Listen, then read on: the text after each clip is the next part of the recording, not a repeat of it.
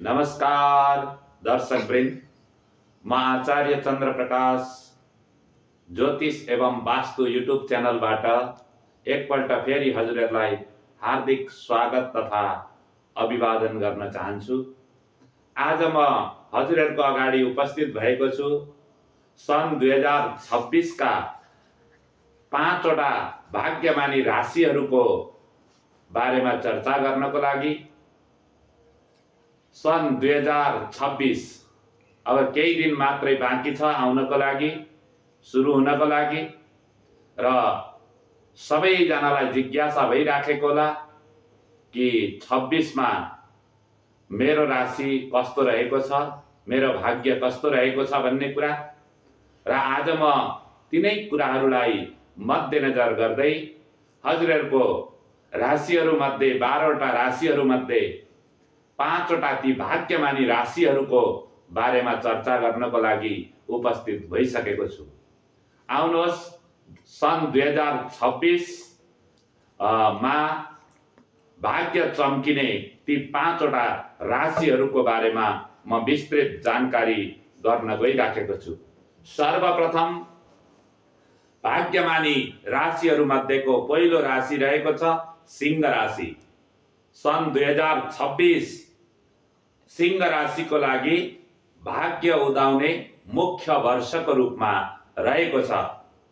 नयाँ अवसरहरू प्राप्त हुनेछन् भने पद प्रतिष्ठामा वृद्धि, वार्षिक आर्थिक स्थिति अत्यन्त मजबुत रहने देखिएको छ सिंह राशिका जातकहरूलाई।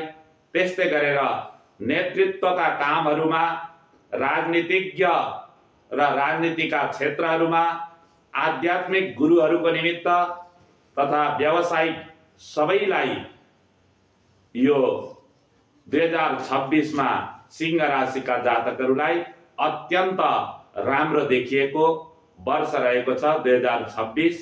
यहाँहरूले शिवजीको आराधना गरेर आफ्नो इष्टदेवलाई सम्झिनु भयो भने अवश्य पनि हजुरहरूको अझै उत्तर प्रगति हुँदै जाने योग रहेको छ सन् 2026 मा। भने दोस्रो राशि रहेको छ धनु राशि। धनु राशिका जातकहरूको पनि अत्यन्त राम्रो रहेको छ सन् 2026। यात्राको योगहरू बनेको छन्। धेरै राम्रा यात्राहरू, देश विदेशका यात्राहरू, साथै धार्मिक तीर्थस्थलहरूका यात्राहरू पनि रहने देखिएको छ धनु राशिका जातकहरूलाई। त्यस्तै गरेर विदेश जानको लागि हजुरहरू तयारी गर्दै हुनुहुन्छ भने सन् 2026 हजुरहरूलाई अत्यन्त शुभ रहनेछ। राम्रो देशहरूका अवसरहरू हजुरहरूले प्राप्त गर्न सक्नुहुनेछ 2026 मा। भने शिक्षा र अध्ययनमा पनि अत्यन्त राम्रो सफल देखिएको छ सन् 2026। त्यस्तै गरेर बन्द भएका कामहरू खुल्ने छन्।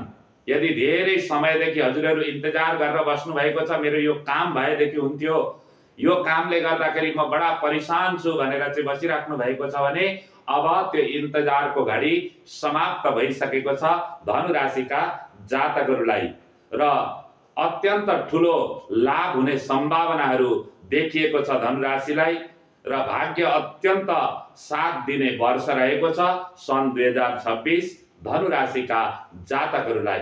अब जाउँ तेस्रो राशितर्फ। तेस्रो शुभ राशि जसको भाग्य चम्किँदैछ त्यो राशि रहेको छ मीन राशि।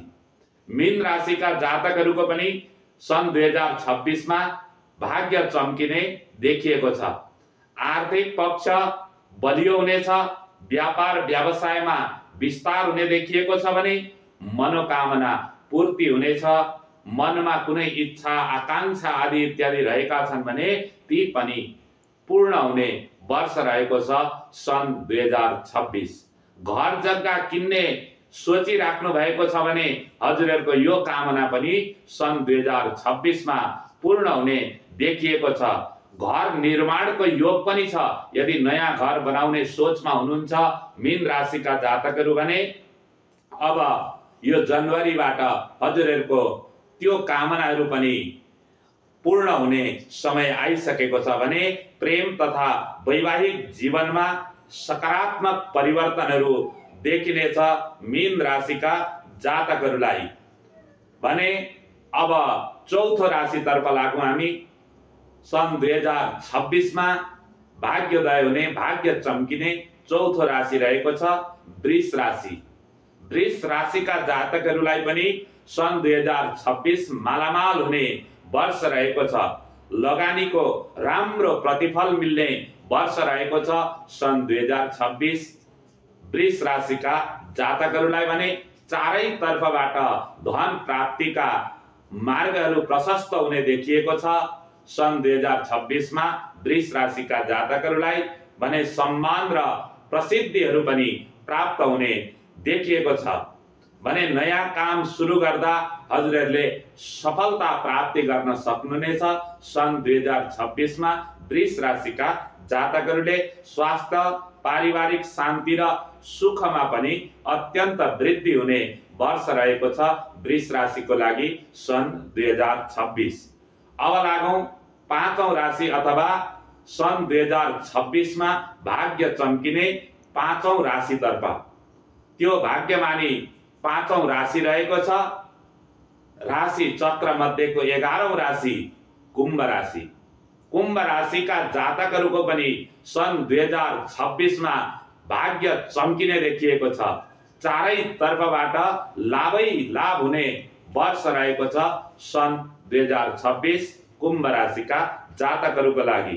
2026 मा सुदृढ कर्म फलको वर्ष मानिन्छ कुम्भ राशिका जातकहरूलाई। भने रोजगारीमा प्रशस्त लाभ मिल्ने, व्यापारमा अत्यन्त धेरै सफल हुने, त्यस्तै गरेर प्रतिष्ठा प्राप्त हुने, सबै क्षेत्रबाट सुधारको संकेतहरू देखिएको छ कुम्भ राशिका जातकहरूको लागि। भने अध्ययन, बुद्धि तथा आध्यात्मिक उन्नतिको पनि समय रहेको छ सन् 2026 कुम्भ राशिका जातकहरूको लागि।